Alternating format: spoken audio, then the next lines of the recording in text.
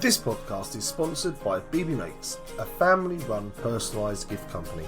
From sports bottles to team merchandise, BB Makes has you covered. They will happily work with you to create unique designs for your perfect gift, with a wide range of products, all able to be personalised with names, quotes, pictures and much more. Head over to bbmakes.com. That's www.bebemakes.com and use the code COIS so they know that we sent you. Oh, and of course, come on you Spurs. Welcome to the Spurs News Podcast, your home for all things Tottenham Hotspur. Now, here are your hosts. Hello everybody and welcome back to a new episode of the Spurs News Podcast. It's the international break, but we're back with a bang because it's the North London derby this weekend. I am Sam. Joining me to discuss the mad and wonderful world of Tottenham Hotspur, it's my current partner in crime, it's Stephan. Good morning, afternoon and evening everybody. Yes. Yeah, why would you start the podcast by mentioning the North London derby? Like, that's just, everyone listening is now instantly that like 10% more nervous. I don't know about nervous, perhaps angry. I don't know. It's, it's nothing on the street. Yeah. Well, I got told off for singing that around the, not teaching, but singing that one around the kids. I taught my daughter when she was 2 years old a song about Sol Campbell, which, yes, without a shadow of a doubt, should get me interviewed by social services. Like that. There are certain words in that, yep. Well, the main thing is like I was singing like Tottenham songs to her when she was little. Was kind of like, I know all she's hearing at that point is just, oh, Dad's singing. Please make him stop. He can't sing. Daddy's making noises. Yeah, that's all it is. And then of course, 2 years old, she was like started to sing back, and I was like, oh. Yeah, I see. That's where my 2-year-old's at the moment. She's at that kind of repeating everything stage. Yeah, that's an interesting time. That was, and the fun thing is, so she's only 2, but she loves football. Like, she loves kicking the ball around in the garden. Yeah, and she loves watching it on telly. And we've realised the only reason she loves watching it on telly is its bright colours. Well, course, there's a big green screen and little colours running around the screen, and I'm fully aware that is the reason that she likes football. To be fair, that's the reason for most football fans, but yes, continue. In fairness, her first goal she ever celebrated was Udogi's goal. I think it was against Newcastle last season. Okay. That was the first goal she ever celebrated because I jumped up and celebrated, and she was sat next to me and went, "Ah!" with her arms in the air. And I was like, was that celebrating, or was she screaming because of the noise you made? She made a noise at the goal. Her arms went in the air. That's a celebration. She's a Spurs fan. That's it. Done. Okay. That's that done. I've told the wife she's a Spurs fan. She celebrated the goal. There we go. But now she sits on my lap and we watch the football because I'm the same as you. If there's football kind of on the telly, I'm putting it on to watch it. Yeah. But for some reason, she's not allowed to watch Tottenham games with me anymore. Apparently, the language that gets used now that she repeats things not allowed. Well, to be fair as well, and I think you can be objective on this. You're a bit of a nose when you're watching Tottenham. A bit of a what? A nose.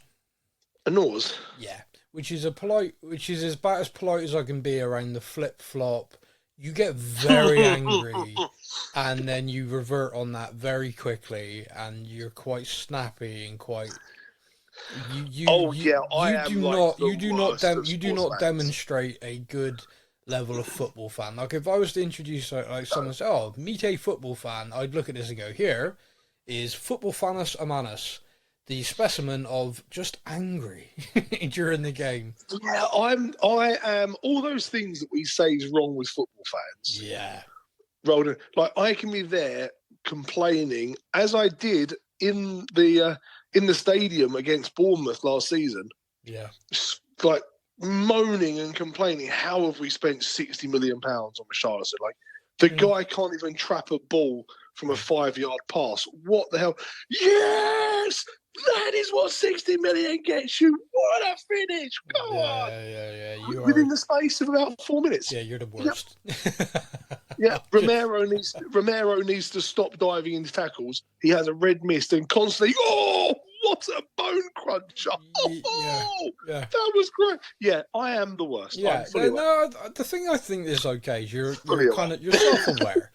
You're kind of like, yeah, I'm the worst, and then like the mist goes after the game, not straight away after the game. There's a little while, and then you're takes an hour or so. And then I can kind of go, remember when you said this, and you're like, yeah, what a dick. Yeah. Yeah, that's me. So yeah. So yeah, I fully appreciate why your daughter doesn't watch it with you. To be fair, my complaining of Mummy, what does dumb fuck mean?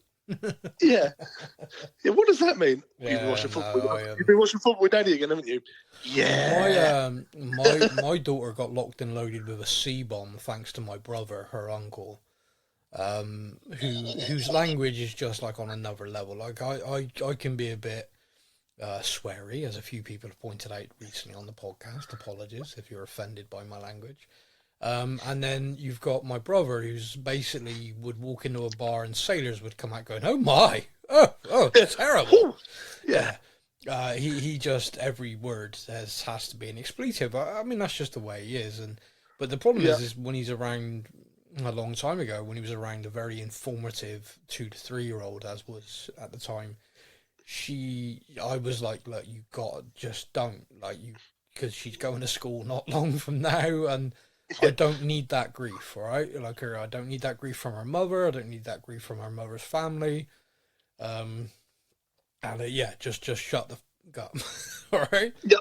Anyway, we're out, we're doing something, he drops a casual, oh, look at that cheerful C word, which I know really does wind some people up, so I'm trying not to say We'll leave that one off there. I'm trying not to say it. Yeah, you can't say it in Canada either. But anyway, so she like starts repeating it.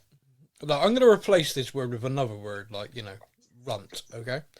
Yeah. Runts. And I'm like, no, love, that's not something you say. And of course, my brother then cracks up. And what does a 2-3-year-old do it's funny when now. They've said a word that makes an adult bust out laughing? Oh, mate, it was just locked in there, locked and loaded. It's now funny, yeah. So she then goes with her mother to her grandmother's. Now, her grandmother on that side of the family is a Church of England vicar. She is at what's the right word, a little teen cake thing. Maybe 30-some adults making a fuss of her in her pretty little dress. If you're 3 years old and you know you've got some words locked in there that adults love, because the last time you said it, the adult that was there was laughing his eyes out. Yeah. You're going to drop that, aren't you? You're going to do a little routine. You're going to be like, oh, look at me in my pretty dress. And guess what, everyone? You're a... Yep. Yeah. She soon learned know your audience. Oh, I bet. And I think I slept on the sofa for a month. But anyway, moving on from that. We're going to open this week's show on the podcast with fan questions, because inevitably what I tend to do is waffle for an hour and then go, oh crap, I forgot, and I'm sorry, I've already answered that. Sorry, I've answered that. Yeah, and this podcast, we have a great chance because we haven't got a game to discuss. Yeah, so this is going to be tangents that this podcast could go on this week. Yeah, even when I've got a game, like someone said last week, like, I appreciated that you basically just didn't really talk about the game much. I was like, damn, I thought I did. Oh, oh crap! I thought we had a section. We mentioned it a few times. Yeah, like we lost. What more do you want me to say? All right, anyway. Yeah, I feel like, Grand over now. Now it's time for your comments from our social media. So we continue to have nothing at all from Instagram. It would appear that anyone who ever listened to us and interacts via Instagram have just given up. So if you are someone who listens to this show and you do interact, wait, where's Island Brother? Yeah, I know. I think he stopped listening to us. I think and the Island Brother, Mountain Man, Rock Me Amadeus, I am Stark. Everyone's given up on us, and they've obviously gone elsewhere. I mean, there are a lot of Tottenham podcasts available, and I appreciate you for choosing us to be your weekly Tottenham dose of insanity, but it's hurting her. I mean, when she stopped crying, I mean, what was it, about an hour she was crying in our chat yesterday? When she must be. You asked the questions, and that was it. Breakdown. Yeah. When she finally stopped crying and sobbing and saying, why doesn't anyone love me anymore from this? And I said, look, it's not you.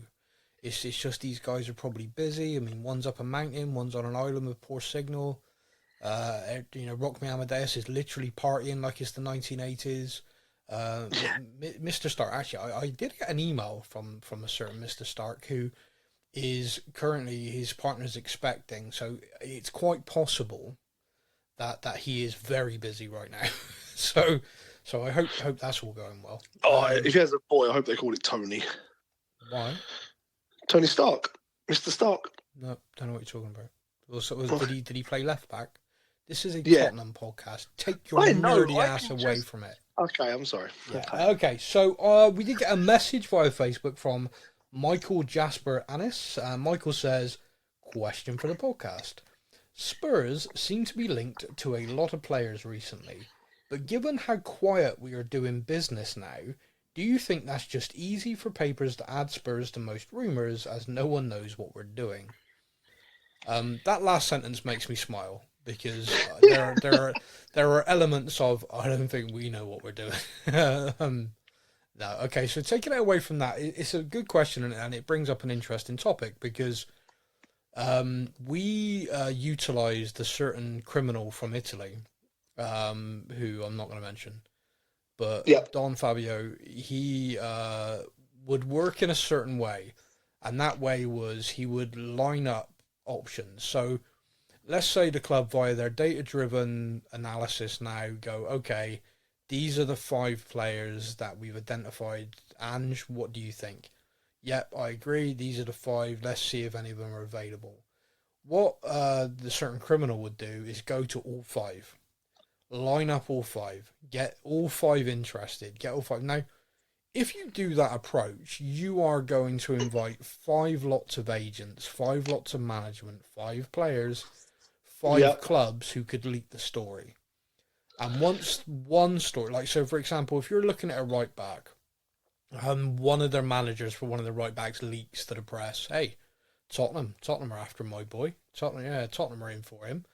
Then you're the manager of another player that Tottenham are looking at. You're like, oh, hang on, hey, Tottenham are in for my boy as well, and all of a sudden it becomes, the press have got 5 stories, they're having a field day, and then you get a guy like Fabrizio Romano, who is mates with Don Fabio, and he then puts out a clarification of like, hey, Tottenham are looking at all of these players. Chill out, everybody. Tottenham are making moves. And what that basically means is that the whole of Europe and every single football club in the world knows what we're doing. It's not a great strategy, and certainly at a few occasions it didn't work very well.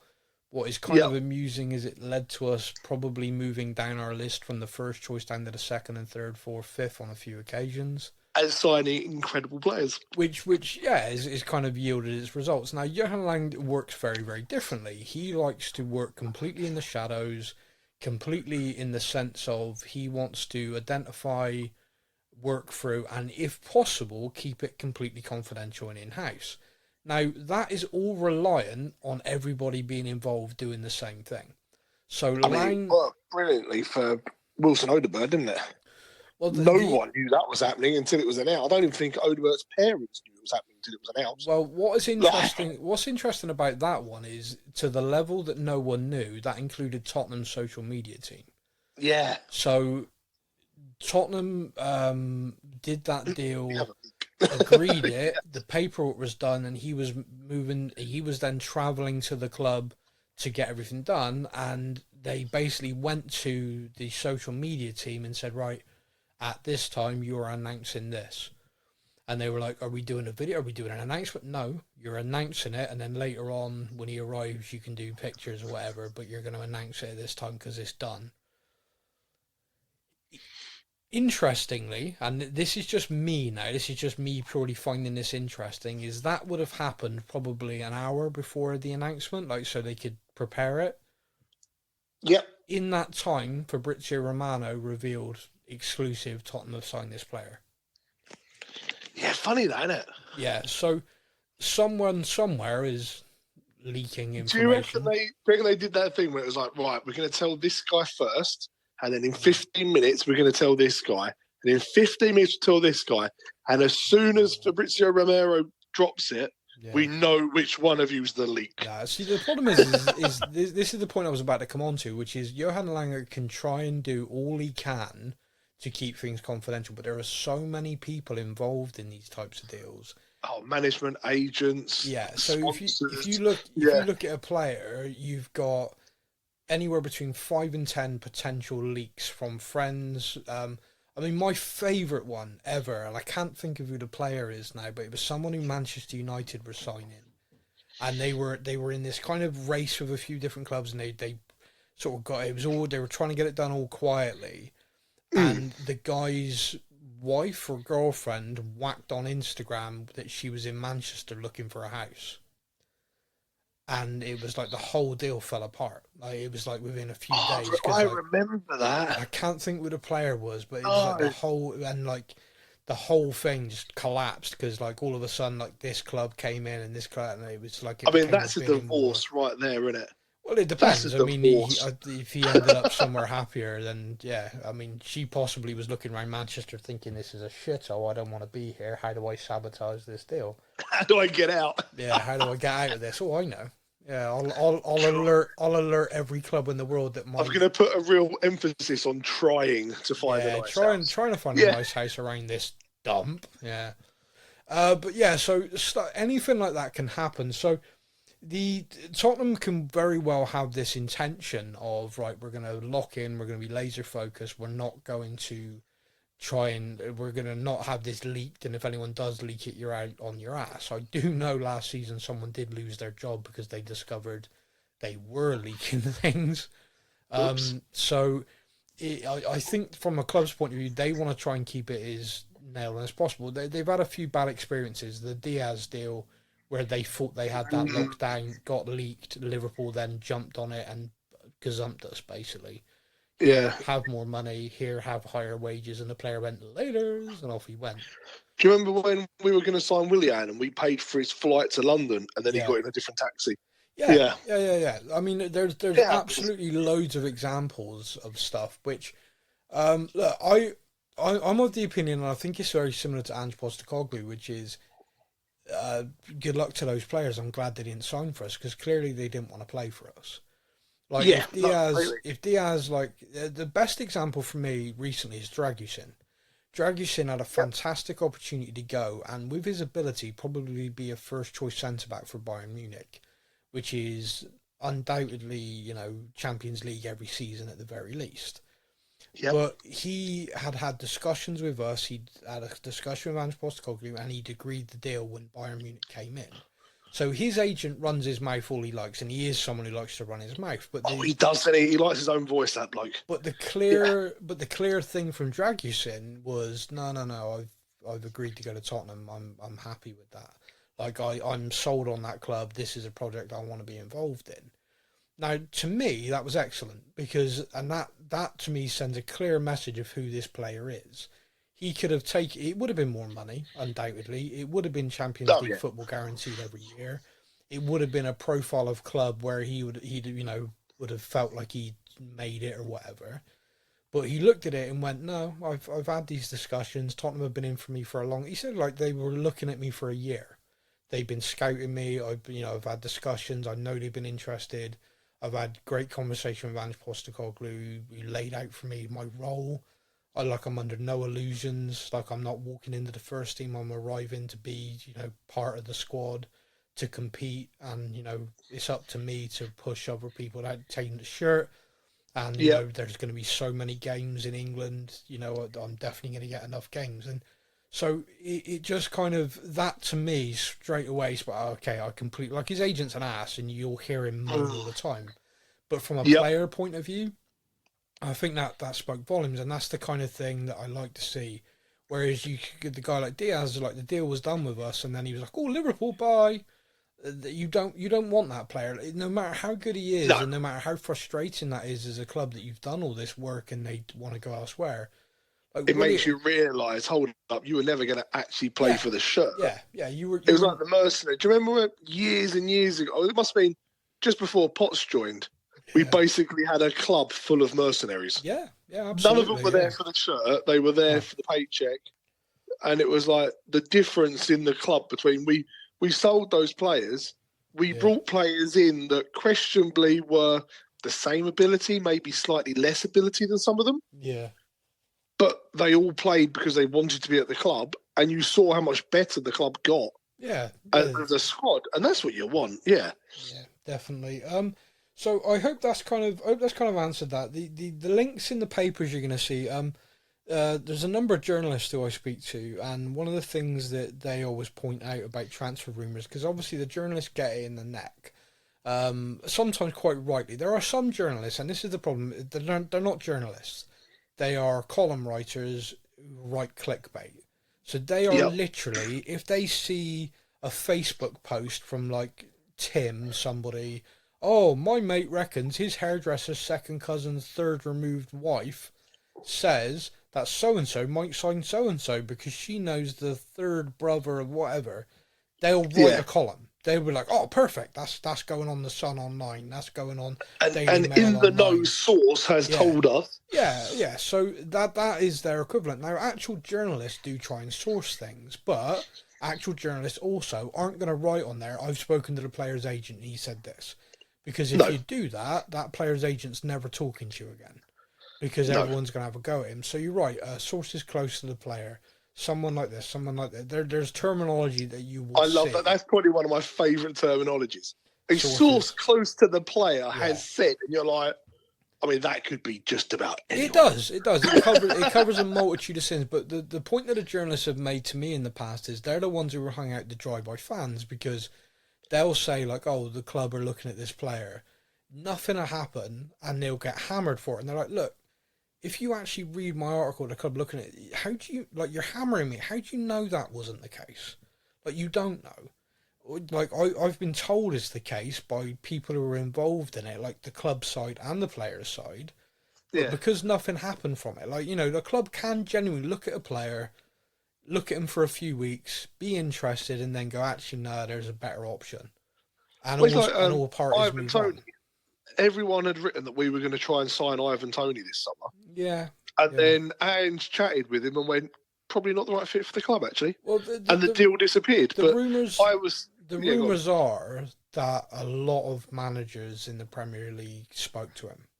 So the only one I can confirm with any certainty, because the person who told me is someone I completely rely on, is that Arsenal had a deal done for him. And Arteta had one meeting with him and then said no. I mean, jeez, yeah. Which is, you know, and then there's rumours that we spoke to him. There's rumours that Man United spoke to him. There's rumours that Newcastle spoke to him. And the funny thing is like all these rumours, they're all clubs that in the summer were very obviously looking for a striker. So very easy to write the story anyway. It is. But and the fact that no Premier League club bid for him at all. Yeah. The press, I remember the press, just like you say, like the press were getting hammered for it because, well, he was going to sign for them. You said he was going to sign for them. You said he was going to sign for them. And he's now signed for some Saudi Arabian club. Yeah, earning a couple of quid, by the way. Have you seen his salary? Jeez. He's on $500,000 a week. Eye-watering. Yeah. I won't earn that in my lifetime. He's getting it a week. Yeah. No, you'll earn that in your lifetime, man. You'll be fine. Yeah, one day. Yeah, you'll be combined. Okay. Yeah. Once your OnlyFans of the Sexy Avengers kicks off, you'll be raking it in. Oh, one day. Okay, I've got to get back in shape first. Hey, round is a shape. Okay, so Tom Perk says, I don't know if you've talked about it before, but what does Hotspur Way consist of? And what makes it one of the best training facilities in the world? I believe national teams have stayed and trained there. Keep up the fad work, guys. Oh wow, that's a great question. Nice. I used to know a guy that did the higher level cleaning. When you for say hospital, high right? level cleaning, does that mean the windows up high, or does that mean they're Yes, doing pretty it much. to a high standard? I'd like to say both, Okay. just in case anyone's listening and they know who I'm talking about, because he's Yeah, obviously got a contract with them. yeah, Both. both. Yeah, but he never told me what was there either, so I can't help. Oh, okay. I mean, I've got a very. What makes it one of the best training facilities? It's an interesting concept, that, because I think to me, stuff like this can be subjective, but I'm not an athlete, so I kind of got to trust in what they're saying. I know that the facilities for the all-weather practice surfaces and stuff like that is state of the art, as in they've upgraded it several times since the facility was built to stay on top of things. They Yes. also installed, with Mauricio Pochettino's it was something he pushed for, a camera and filming system, which may sound a little bit kind of like Big Brother's watching you. And I remember there were press articles about this at the time, saying that Tottenham players felt like they were being watched all the time. The reason why they did this is because the analysts not only are going to analyse game footage, they're going to analyse training. They wanted the analysts to look at the way the players were working, look at the fitness stuff. The medical centre there, which is going to crack everyone up listening to this and maybe even roll your eyes, is designated state of the art and is kind of award winning.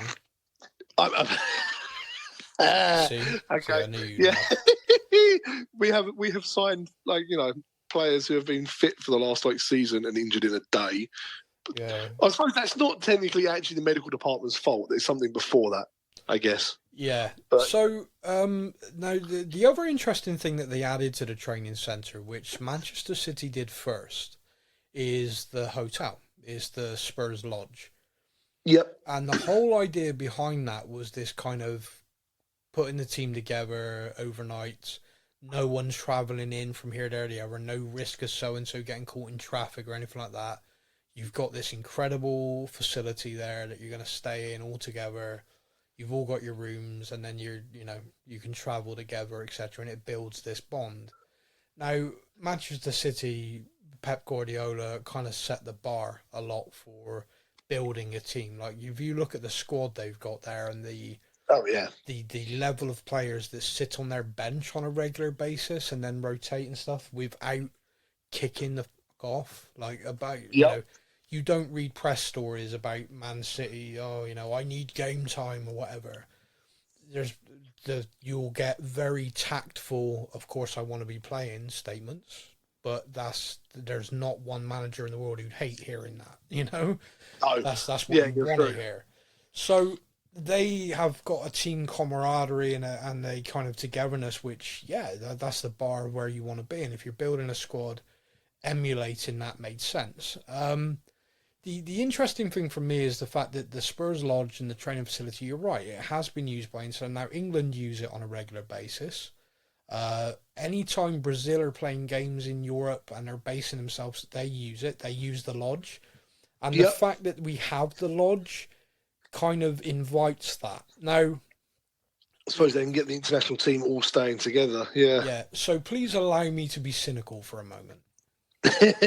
Go on. Do you think when someone said to Daniel Levy, hey Daniel, I think it'd be beneficial for our players to sleep in the lodge overnight before away games and sometimes home games because of team camaraderie, and I think it'd just be better for us, they're all sleeping in the same kind of beds, which would be designated by experts we have at the club for their peak sleep performance and fitness? Or do you think when someone said to him, hey Daniel, if we stick a hotel next to our training facility, we could rent the whole place out to international teams? Which do you think maybe, I don't know, Now, we all know that Levy wants success on the field and he wants to build a winning team and a winning everything else, coy as Daniel. Do you know that if someone just clips you out of context there, which someone would, Somebody's going to. And they stuck that on a Reddit thread of listen to this idiot. Oh, mate, the hate. You and me will get butchered. Do you know someone did that to us recently? I really? made a joke. I can't remember what it was, and I made a joke about a player, and it was clearly a joke, but it was like if you listen to the whole thing, you'd get the Yeah. context. And someone just clipped it and shared it on a message board saying, "Listen to this pirate farmer sounding prick, doesn't know his ass from his elbow." And like I got loads of abuse. Like I got loads of abuse from people. Like, "Oh my god, I can't believe you said this." I was like, "Said what? What are you on about?" And then I had to like go back and listen, thinking, "Gee, did I say that?" Like I can hear the clip of me Wow. saying it. Yeah. It's like that's weird. What the hell? Yeah. Yeah. Okay. No, you listen to about 10 seconds more either side of it, and you realise Yeah. I was joking. Okay. Right, Yeah, I'm fine. hoping from that clip, when you hear me say the whole Coy's Daniel thing, you know I'm taking the piss. No, However, people just going to clip that and be like, that bit won't "Listen be to this happy clapper. I bet he's going to the fans forum." But yeah, Tom, that was a really great question, mate. I'm sorry I don't have a very a more detailed answer for you, really. It's something I can definitely look into, but it is. I know just from bits and pieces that I read and from bits and pieces, again, strangely, just pure coincidence. A friend of mine works for a design architecture firm who worked not only on the stadium, but on elements for the training facility as well, because there's more stuff happening there. Stuff which I'd probably get in trouble for talking about on a podcast, but there are lots and lots of little things they're working towards and are going to be putting in like planning permission for and stuff. So It's got to be a golf course, isn't it? Surely. they've got one there. Oh, have they? Yeah, they got That doesn't surprise me, I think actually. it's an 8-hole thing, but yeah, no, they've got a lot of plans there, which I think people would look at and be really quite, oh, that's great, that's really good. The one thing that they're doing there, which I'm very, very proud of the club for doing, is building the changing facilities and designated facilities for the women's team. When you look at Manchester United, who are trying to upgrade their training ground and their facilities, and they've basically thrown the women's team into huts and kicked them out because the men's team are more important. Their words, by the way. Yeah. It does make me feel proud that, although I still feel the club treats it as kind of the red-haired stepchild a lot of the time, I am quite proud that they are making those changes and they're integrated into these incredible facilities, because if you want to grow the game, that needs to happen.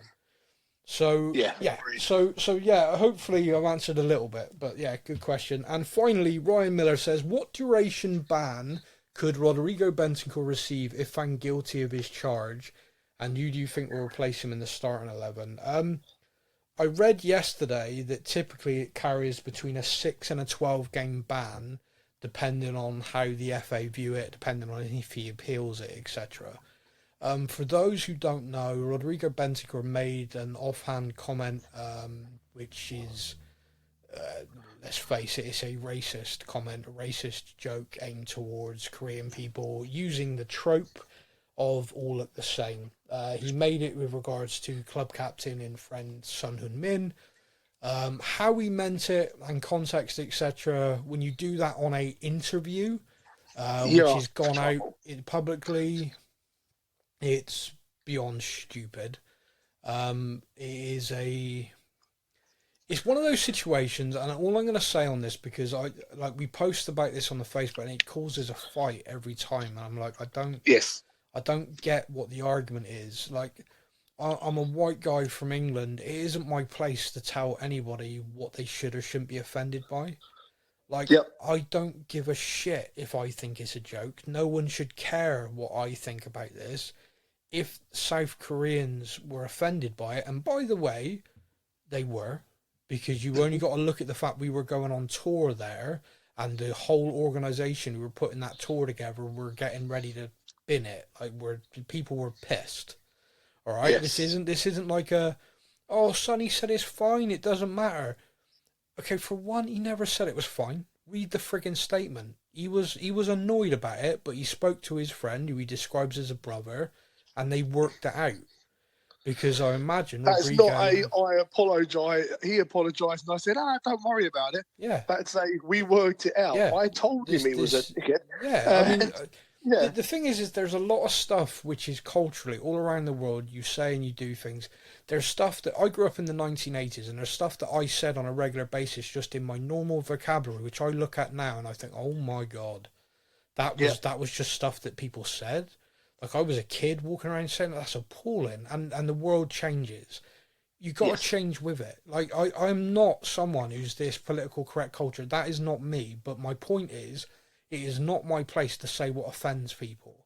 And it did cause a lot of offence. The club had to apologise as a club to the tour operator and everyone who we were going on tour with. The player had to issue a public apology. Now, in-house, the club have dealt with it. He was fined wages. He was reprimanded. He is going on and is ongoing on a course, basically to realise what he did was wrong. He that's what he's had to do. That's correct. Like, to me, on a personal, the fact that someone has to be sent on a course to realise you can't be racist is just mental. Like, that should just be a common. Don't say stuff like that. Look, but I'm gonna sound like I'm defending a racist comment. I'm not, but my point is that you only got to go to the comments on our Facebook page to realise most people don't see this as racism. Yep. Most people see this. It's a joke. What's the problem? It's a joke. Yeah. Now you got no doubt that it was intended as something silly, and he thought Sonny and him are close, therefore he can make a silly job like that. And if the two of them were stood together, maybe he could. But this is an interview that's gone out. This is something that's gone out televised. This is something he said, which has hurt a lot of people, because racist tropes exist. Yeah, they exist along the way, like they all look the same, stuff like that, and they exist, and they are hurtful to people. It's like no, we're not. It's like there are so many things about this that is just stupid. And it is stupid, but it is something that caused offence, and therefore it needs to be dealt with. Now, I think quite possibly he didn't. He's just like, I thought it was funny. I don't get why I upset so many people. And if that's the case, you need to be educated. You need to learn why it upsets so many people. Yeah. Okay, and so as part of his reprimand with the club, as he agreed and is doing that, and it's something that Sonny helped set up. Like, this is something that causes offence amongst my people, and this is why. Go and learn. Now, everyone who's in there saying it was just a joke, shut up, move on, cancel culture, all this shit, right? Whatever. That's your opinion. You have that opinion. That's fine. But for the FA, from the FA's point of view, you have a player who said something which has caused great offence and everything like that to okay, let's be a bit monetary and a bit cynical on this. It is a massive market for the Premier League, the Asian market. It's huge. Yep. You cannot have something like that and left unattended. Now, in the rules as well, the FA rules and the handbook and everything, you can't go on an interview and say something like that. You just can't do it. Can't bring the game into disrepute. And there's loads of stuff you can't do. And I think people, racism is very easy, God, I'm going to get myself in trouble with this, but like people think of it in black and white. As in, like, if for example, Bentancur had gone on there and said all black people look the same, people would be like, oh my God, that's so racist. Because people only seem to recognise racism in the black and white sense. Like, there can be anti-Semitism, something we as Tottenham fans as a group know more than anybody. When you walk out on the pitch to the sound of hissing, we have witnessed it a lot. Yeah, I have a very strong Jewish part of my family. I'm not practicing myself or anything like that, but it's like a really horrible thing, and my grandmother said it to me, and it's so true. Right now, in the way the world is right now, it's very, very true. She always said to me, so if you got a star, David, keep it hidden and don't let anybody know about the Jewish part of your family, because at some point they'll turn on us again. And my grandmother taught me that from a young age, like all the way through my life. That was something she would say to me on a regular basis. Oh, don't let people know, because at some point it'll turn on us again. Mm. That's a level of like inbuilt kind of, it's what happens. But that's not like, people can say shit to me and it's not racist because it's not the black and white kind of thing. I've dealt with that. I deal with it. That's fine. People in South Korea have got these tropes and people say shit about them. I mean, it wasn't that long ago that West Ham fans and other fans making comments about dog eating and all this kind of stuff, they were thrown out for being racist. And all of our fans racist bastard, you can't say stuff like that. And yet one of our players is steered into a similar trope of saying, oh, they all look the same. and everyone's trying to defend him. So look, I Yeah. know I'm pissing people off now, and I apologise. I'll draw a line under it, but it's just my opinion, right? If your opinion differs, that's fine, and this is mine, that's yours. Let's just be respectful of it. But in my opinion, the FA have done nothing wrong here. The FA are right to hammer him because they need to set an example. There was a lot of comments, which is what I call whataboutism, which is, what about Enzo Fernandez? What about this guy? What about this guy? That's not my problem. Like, I'm a Tottenham fan. This is a Tottenham player. He did wrong. I want to see that punished personally. Yeah, it's going to fuck us for a few games, and it is annoying, but he's a dumbass, and an example needs to be made. I personally, obviously, think that other examples of similar nature or worse, in some examples, should be dealt with harshly. But I also don't think I should say, oh, well, my player shouldn't get punished because that player didn't. No, I want everybody held to a high standard. So, yeah, of course I want to see the others punished as well. I mean, it's ridiculous. That situation with Enzo did that, caused absolute outrage, and then is then made the captain. But of any football club in this country, could you think of a more suitable... It's just, Anyway. Oh, no, it wouldn't happen at any other club, let's be honest. I mean, it just sums them up, doesn't it? I mean, John Terry was their captain for how long, and what did he say to Anton again? Anyway. Yeah. So, so with that, to answer the question and go back, it is typically between 6 and 12 games. I'm guessing a lot of that will come down to if he appealed or what is said in the hearing. And he is obviously shown remorse and is obviously taking steps to address that as a behavioural thing going forward. I think that's all I have to say on that. Would you like to add anything, or are you gonna duck behind me on this one and go? No, I hold my hands. I hold my hands up. I was part of the initial what ifism that you spoke about, and I did. About the Enzo thing as well. And I was like, well, why are the FA punishing us and not punishing them? And I know we had quite a good conversation back and forth about it. And I think we pretty much agree on everything. If you are a role model who is going to be seen in the media and held to an incredibly high standard by a lot of people, including a lot of youngsters, you have to do better. Unlike certain newspapers that love to run this story and put a picture of the wrong person up. Should we talk about that? Oh, just quickly, because I just found the irony in that was incredible. Especially when you consider which paper it was and their idealism and the way they present themselves. Yeah, brilliant. So yesterday, as this story was kind of breaking, there was an article from The Guardian. The Guardian newspaper headline was along the lines of Tottenham player charged. Actually, they named him, didn't they? Rodrigo Bentancur charged with saying that all South Koreans look alike. And basically the article was along the lines of this racist trope and why it was important to be called out. And that's it. I've got the title. Tottenham's Rodrigo Bentancur charged by FA over alleged racist remark. Uruguay midfielder said South Koreans all look the same. Bentancur has apologised to teammate Son Heung-min. That was... Yeah. That is what they had wrote. They had a picture of Rodrigo Bentancur, of course. No, they had a picture of Cuti Romero, taglined Bentancur. The picture was even tagged with his name underneath it. You're like, wow. Yeah. So all South Americans look the same according to The Guardian. Yeah, apparently brilliant. So. Okay. Oh, yeah. That was just an irony. Let's just draw the line there. One of the things you mentioned last week that you wanted us to talk about, but we ran out of time. The Europa League squad was named, and Jed Spence was left out of it. Yes. Yeah, it was Jed Spence. Reguilon was also left out. Yeah, those are the two. Yeah.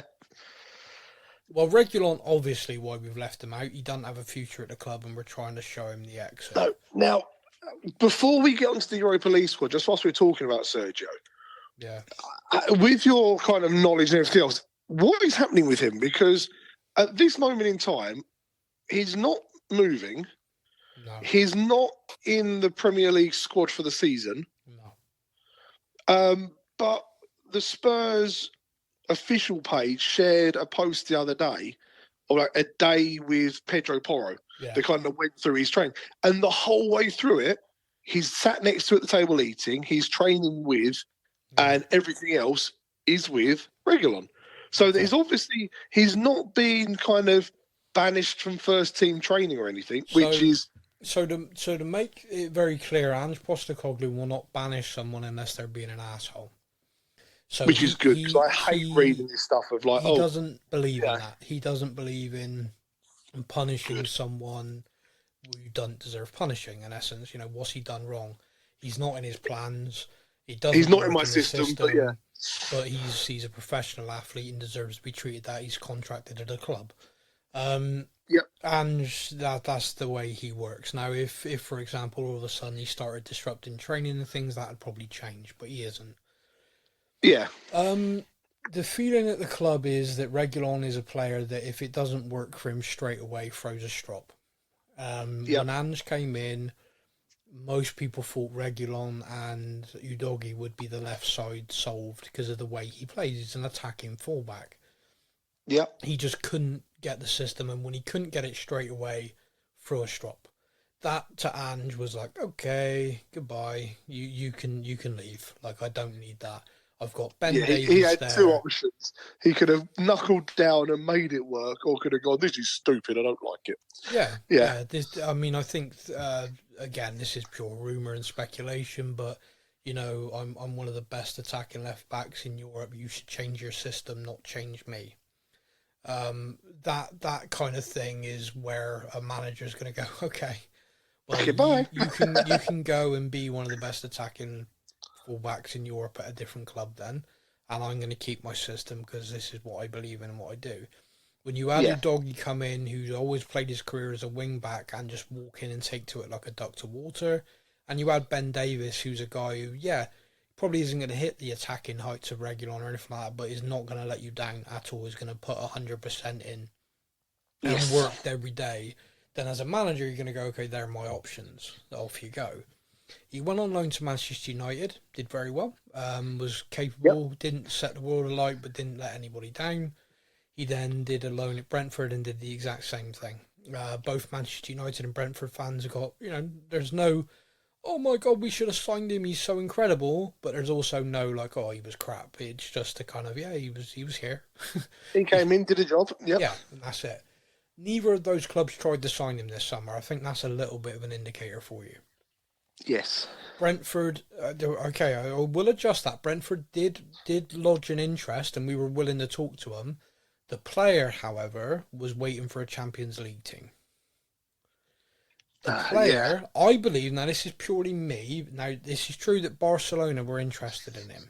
Okay, that's a fact, that's out there. I believe what happened is the player and his representatives got their hearts set on that. I believe he thought, I'll go to Barcelona, living back in Spain. Barcelona is a beautiful place.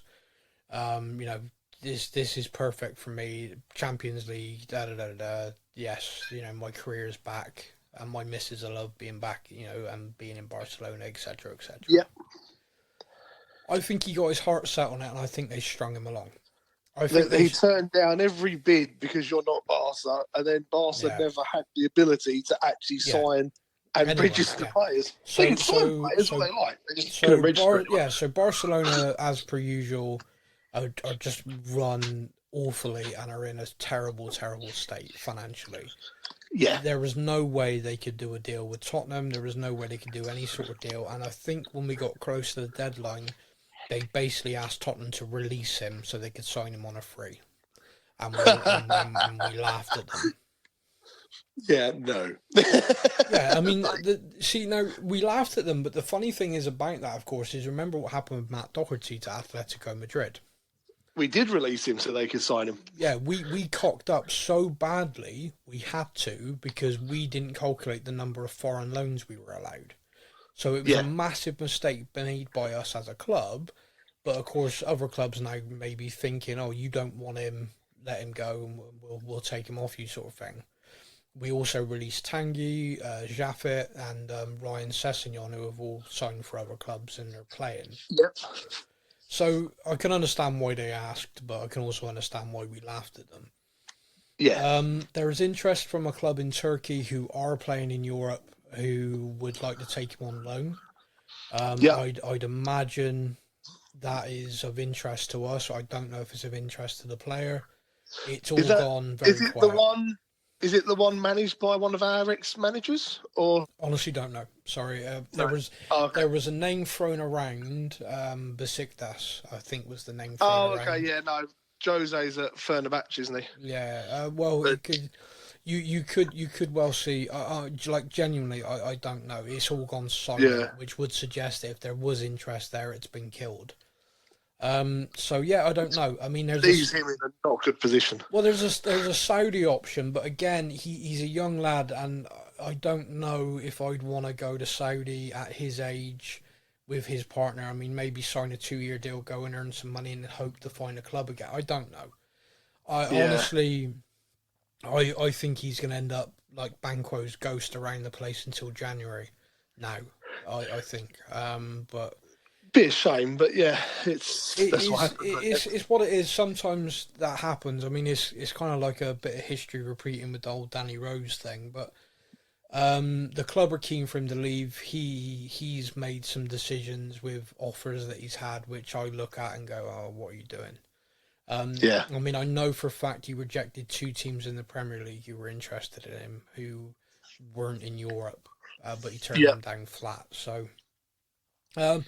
Jed Spence, I feel sorry for, and my only hope is that Ange Postecoglou really communicated with him on this, because when you look at the way the Europa squad has to be made up, there was always going to be someone left out. Yeah, we screwed up on the squad building side of that massively. Oh, massively. Our squad, like, we are trying to build a team, and the squad at the moment is so... It's a mess. Let's just be blunt about it. We don't have enough homegrown club-trained players, and therefore we're a mess. The sad, awful thing about this is it's a kind of positional thing where he's had to take a look at it and go, I can cover right back with a few other players, but I can't cover another area of the team with other players, so I need to name them. I can't, I can't name you. So my only hope is that he's communicated with him enough that he doesn't feel like I stayed here, I worked my ass off, I proved myself in pre-season, and you've done this to me. And you've just dropped me. Yeah. My hope, and like my hand on my heart is that we are going to see him in the League Cup against Coventry start the game. Yep. Because I think he's a player who needs to play, definitely, and he's a player that I think is more than capable of showing us all that he can push Pedro Porro, and Pedro Porro needs that. Like, he needs to feel the competition, and he also needs to be rotated. Last season, Porro and Udogi looked dead. Like, oh, man, yeah. Towards the end of the season, you could see they were running half empty. Yeah, like, So having him be able to step in, rotate, be able to do, like, come on, even if it's like, okay, last 30 minutes of a game, let's swap them out, is massive. It's huge. You cannot underestimate that. And my hope is that Spence is being handled correctly. Ange appears to be someone who can do that, but at the same time, there's lots of reports from players like, yeah, Ange spoke to him. You know, he doesn't really speak to me on a personal level. It's just this. So I'd like to think that was handled in a way where the player doesn't feel completely like, what the shit. Yeah. You say about those reports that, like, I've seen interviews where they're kind of like, no, Ange doesn't speak during training. Ange watches. Yeah. You know, he gets the coaches involved, and the coaches are really giving the instructions. Ange just watches. Yeah.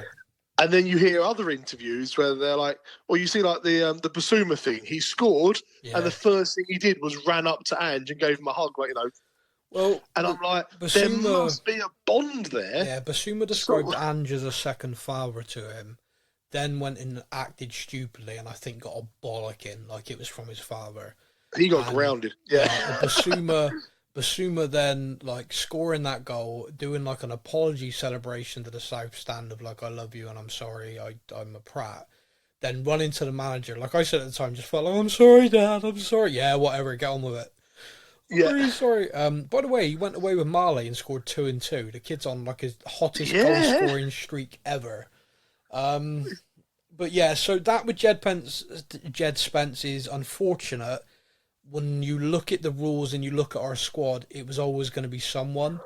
And I'm like, for me, when I was trying to do it, it was between him and Bergval that I'd always come down to, and I'd be one of them. Yeah. One of them staying out of it. And I think when you look at the level of injuries and stuff in their central midfield and stuff, I kind of went with Bergval as well. So, Bergval needs to be in the squad just to cover. So Madison there we go. Gets injured again. The next thing I just want to talk about, and again, I'm going to do this very quickly because I don't think it needs a lot of airing, is David Pleat has written a book. I've pre-ordered it from Amazon, and I'd encourage any Tottenham fan with an interest in reading to order it. The book's about his career, obviously, and stuff, and a big section of it will be about his 30 to 40 year link with Tottenham, from managing, coaching, to being director of football, to being a scout. One of the most depressing and annoying things that was revealed in his interview promoting the book was how he was treated about departing the club.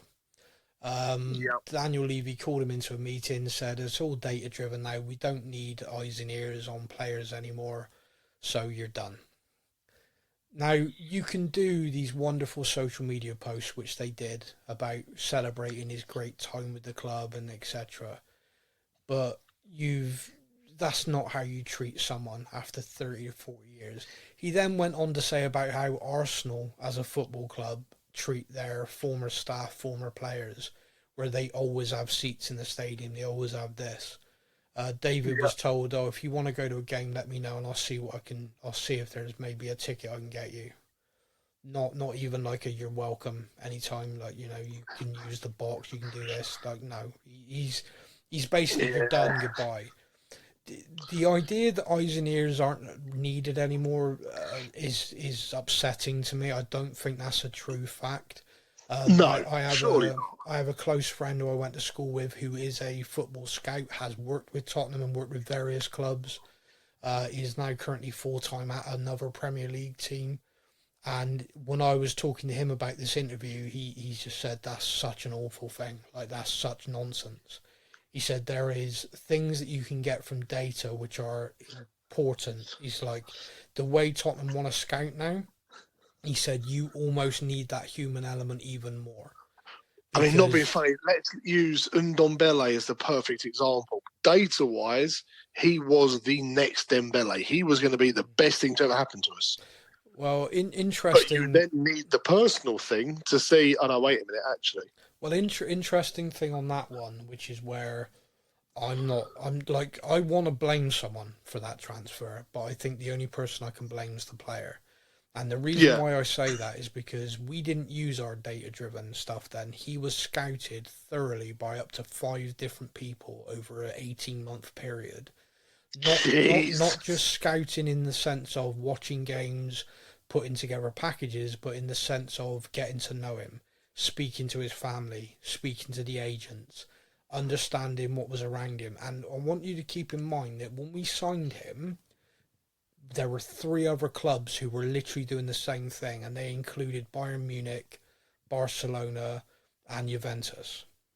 They were literally, we were fighting for all of them, and the main reason why we got that deal done, people might remember, rarely for us, that was done early in the window. Like, deal was done quickly, and the reason why is because all of our scouts said if we don't move quick, he's going to one of them. Like, literally, and Pochettino was like, that's the guy I need. Like, you need to sign me this guy. Yeah. Now, and unfortunately, he only lasted, 7 or 8 games, and he was sacked. And exactly. We never know what could have happened. No, you've got no idea, because he joined to play in a system and play under Pochettino that he never really got going to play in. Who was the other one? Was it Berbatov and Martin Yol? like Berbatov signed for Martin Jol, and when Martin Jol went, that's when he kind of got United. Nah, that's Berbatov's version of that. Martin Jol tells a very different story of how Berbatov basically went on strike in the dressing room. So yeah, that's a little bit of revised history where, you can listen to very different stories on that one. But fair enough. I liked him as a player, but the guy was an asshole. I think everyone knows that, really. I think everyone knows. I think even Berbatov knows he's an asshole. I think if you ask him, he's one of those. Yeah, I know I am. Yeah, I think that's fair. But I don't like the way David Pleat was treated. No, like he's not. He identified a number of players over the years for Tottenham to sign, and the list of these players and where they are in the Premier League and the careers they've had and the values of the figures we could have paid for them, you have to question why he wasn't listened to more. When it comes to players in the Football League, there is probably no one better. And the fact is, he's about to get a job at another Premier League club focusing purely on recruitment from the Football League. And when that's announced and people know where he's going to be working, I think a lot of people are going to be rolling their eyes and wondering what we've done. Oh, no. But anyway, right, so moving on from that, it is the North London Derby this weekend. We take on Arsenal at the Tottenham Hotspur Stadium. We do. It is... The North London Derby just makes me feel sick. I've talked about this on the podcast. I feel sick with nerves going into it. I hate every single minute of it. And afterwards, it's either utter relief of the fact we've not lost, a draw or whatever, utter anger, disappointment, gut-wrenching pain of a defeat, or I go on to cloud 9 because I get to be the biggest annoying prick in the world to one of my best friends because she's a gooner and we give each other so much shit. Yeah. And but she is so frigging confident going into this game. She's doing the annoying thing that I was doing to her in the peak Pochettino years of like, hey, I think you got a good chance. You got a decent little team there. The passive aggressive, we're going to crush you stage. Yeah. She's just like, oh no, I mean, you got a few. I mean, we're missing a number of players. I mean, obviously we've got the squad depth now to cope with that. But, so it's just like, oh. Yeah, I looked at it. I was like, okay, so they're without Rice because he's suspended. They're without Odegaard because he's going to be out for a few weeks with an ankle injury. Yeah. That new signing that was going to be the best thing ever got injured in his first training sessions. He's out.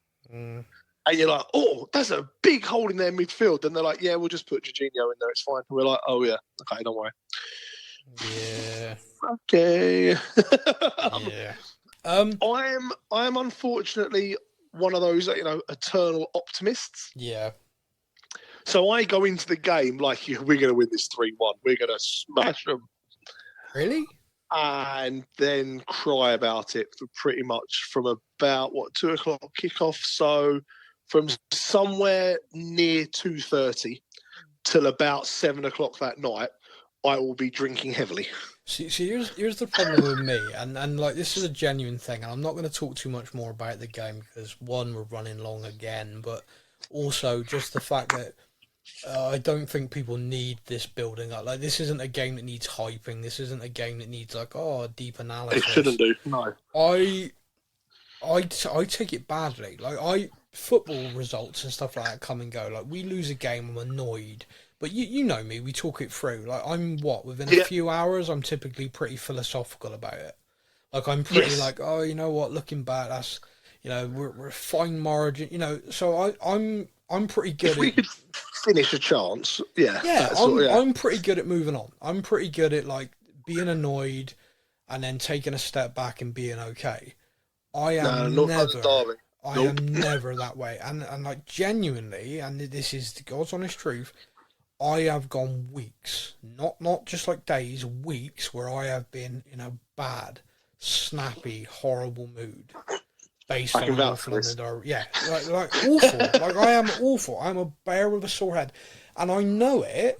And because I know that, and because I know the level of impact this actually has on my mood, it stresses me out. It's why I hate this game. It really stresses me out. And what makes it worse is, like, the Chelsea game's gone this way as well. Like, it never used to. Like, the Chelsea game, I just accepted, we'd lose that. Now, my level of hatred to that football club rivals my level of hatred for Arsenal. And I'm like, this is 4 games a season minimum. I am stressed out. Yeah. It's awful. So, just for funsies then, your prediction for the score for the North London derby this weekend? 3-1. 2. Not Sam. No, it was 3-1. No, you got to say. I'm going to go with a win. So you reckon Tottenham are going to win 3-1 against Arsenal? Yeah. Okay. I'm going to go 2-2. Fingers crossed. I like that. Yeah. Okay, so the last thing we're going to talk about very, very briefly is the lovely people at BB Makes who sponsor this show have agreed to donate their time and their expertise to create a sort of a charity product which we're going to sell, and we're going to do personalization. And what we've decided on is we're going to do like a kind of famous Tottenham quotes. So we're going to assemble them, and so what I'd love is for people ideas. Now, obviously, there's the famous one from our most famous manager, Bill Nick, around, for Tottenham, we aim so high that even our failure has an echo of glory. That's a very, very famous Tottenham quote. What I'd like people to send in, please. Now, you can email it sam@spursnews.co.uk, or you can message via direct message into Instagram or into our Facebook page. If you're on Instagram, by the way, please do, because she's very lonely. She lovely Laura runs that, and she needs some company.